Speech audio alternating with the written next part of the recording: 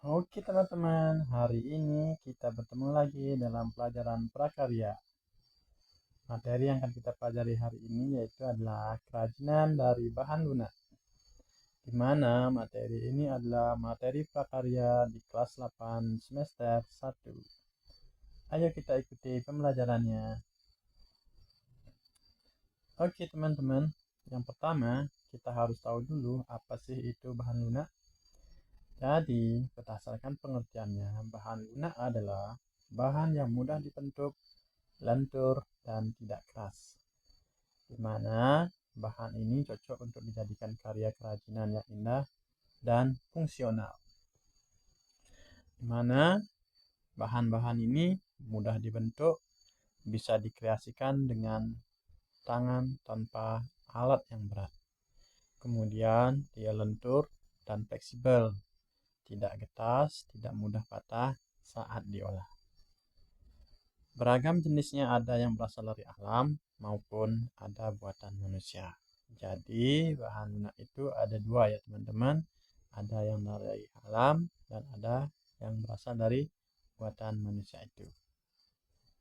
Oke, kita lanjut lagi terkait dengan contoh-contoh terkait bahan lunak yang disediakan oleh alam. Yang pertama ada tanah liat.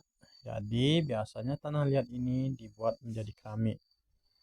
Kemudian ada kulit, mana kulit hewan yang disamak menjadi aksesoris, bisa berupa jaket, baju, ataupun yang lainnya ya teman-teman. Kemudian yang kedua adalah, yang ketiga maksudnya ya teman-teman, yaitu adalah getah nyatu. Dimana getah ini adalah berasal dari pohon nyatu yang ada di Kalimantan ya teman-teman. Kemudian yang keempat ada floor clay. Jadi floor clay ini adalah campuran tanah, campuran tepung, garam, dan air yang mudah dibentuk menjadi suatu bentuk kerajinan-kerajinan nanti teman-teman. Oke, jadi itu ada beberapa terkait dengan contoh bahan lunak alam ya teman-teman. Mungkin yang lainnya kita masih ada banyak lagi. Nanti cari-cari lagi yuk teman-teman. Oke, lanjut. Kemudian lanjut ke bahan lunak buatan. Adapun beberapa contoh yang kakak sediakan di sini. Yang pertama adalah polimer clay dan plastisin.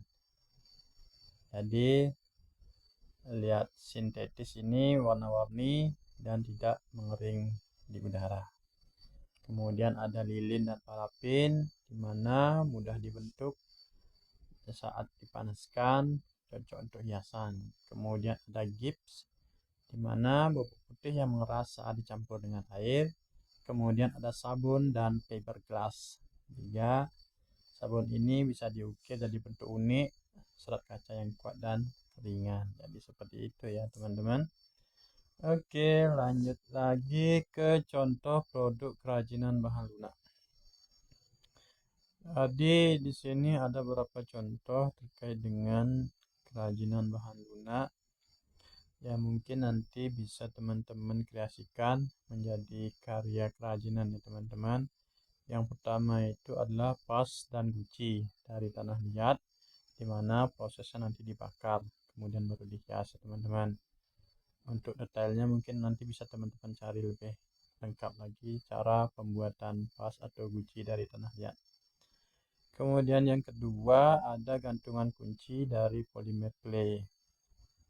Oke, kelihatan menarik ya teman-teman. Kemudian yang ketiga ada lilin hias aromaterapi dari parafin, wangi dan cantik. Kemudian yang keempat juga ada patung miniatur dari gips, mana bersifat detail dan elegan.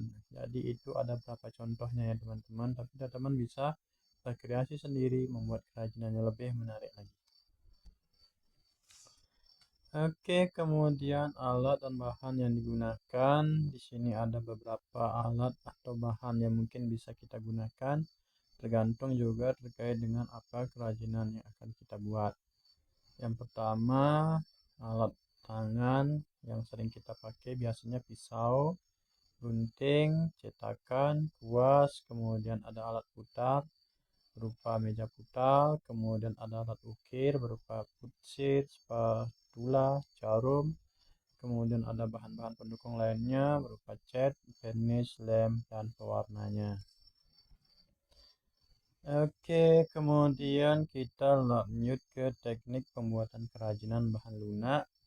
Di sini ada beberapa teknik yang sering digunakan oleh para pengrajin. Yang pertama adalah teknik pijit, kemudian ada teknik pilin, kemudian ada teknik lempeng, kemudian yang keempat ada teknik cetak, dan kelima ada teknik ukir. Jadi teknik-teknik ini sering digunakan dalam pembuat kerajinan dari bahan lunak, teman-teman. Dimana teknik pijit di sini membentuk langsung dengan jari tangan ya, jadi dia dipijat-pijat. Kemudian ada teknik pilin, itu adalah menggulung bahan menjadi pilihan panjang. Jadi dipilin-pilin ya menjadi panjang ya teman-teman. Kemudian ada teknik lempeng, berarti dia bentuk seperti lempeng-lempengan tipis. Kemudian ada teknik cetak. Jadi kalau dari cetak ini sudah ada cetakannya, tinggal dimasukkan ya teman-teman. Kemudian yang kelima ini teknik ukir, jadi dibentuk sesuai dengan apa yang akan dibuat, berupa patung ataupun sesuai dengan keinginan para pengrajinnya ya teman-teman. Kemudian lanjut ke langkah-langkah membuat kerajinan. Oke, dalam langkah-langkah ini seperti biasa pasti kita harus menentukan ide atau desain, kira-kira apa yang bisa kita kerjakan. Kemudian baru kita mencari alat ataupun bahannya. Jadi biar kita siapkan alat dan bahannya, kemudian baru kita membentuk dan mengolah, kemudian finishing, dan terakhir kita evaluasi teman-teman. Jadi segala prosesnya itu biar kita tahu apa kekurangan dan kelebihan daripada kerajinan yang kita kerjakan. Kemudian nilai estetika dan fungsi kerajinan. Oke, yang pertama benda hias. Jadi kerajinan-kerajinan yang kita buat itu nanti akan bisa kita jadikan sebagai benda hias, benda pakai, nilai budaya, kemudian sebagai nilai ekonomi. Jadi yang dimaksud dengan benda hias itu jadi bisa digunakan sebagai pajangan yang digunakan untuk memperindah ruangan atau meja ya teman-teman. Misalnya contohnya vas bunga, hiasan dinding. Kemudian benda pakai yaitu digunakan oleh kehidupan sehari-hari seperti guci, gelas dari tanah liat, dari keramik. Kemudian ada nilai budaya. Jadi nilai budaya ini adalah mencerminkan kearifan lokal suatu daerah, menunjukkan budayanya ya teman-teman. Kemudian adalah nilai ekonomi. Jadi di sini bisa dijual dan menjadi peluang usaha ke depannya nantinya. Kemudian lanjut ke kreasi. Oke, kita lanjut ke tantangan minggu ini ya teman-teman. Jadi setelah kita memahami terkait dengan kerajinan bahan lunak itu, nanti kita akan membuat suatu kerajinan yang mungkin menurut teman-teman bisa kita kreasikan dari bahan lunak yang ada di sekitar kita. Jadi dari konsep yang kita dapatkan, ayo kita berkreasi membuat suatu kerajinan yang menarik teman-teman.